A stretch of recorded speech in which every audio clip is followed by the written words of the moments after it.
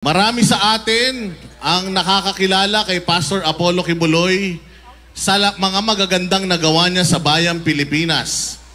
Pero hindi naman lingid sa kaalaman natin na marami din pong nakakakilala kay Pastor Apollo Kibuloy dahil po sa mga negatibong balita tungkol sa kanya. At ngayon, sasagutin po natin yang mga agam-agam ninyo.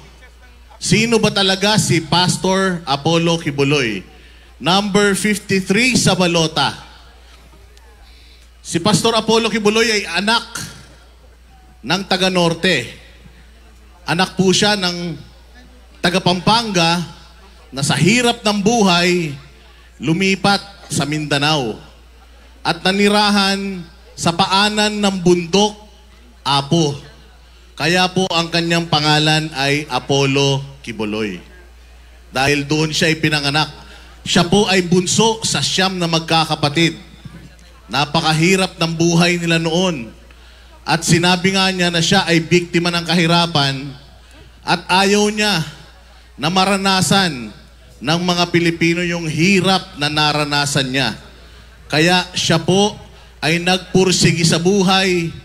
Siya po ay nag-aral.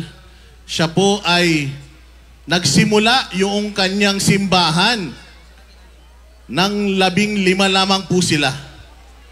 15 miyembro. Alam niyo po ba kung gaano na po sila kadami ngayon?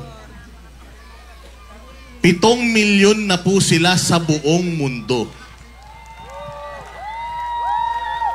Nagsimula po sila sa 15, halos walang makain. Maswerte na yung may makain na isang beses isang araw. Pero papaano napaunlad ni Pastor Apollo Kibuloy ang kanyang nasasakupan?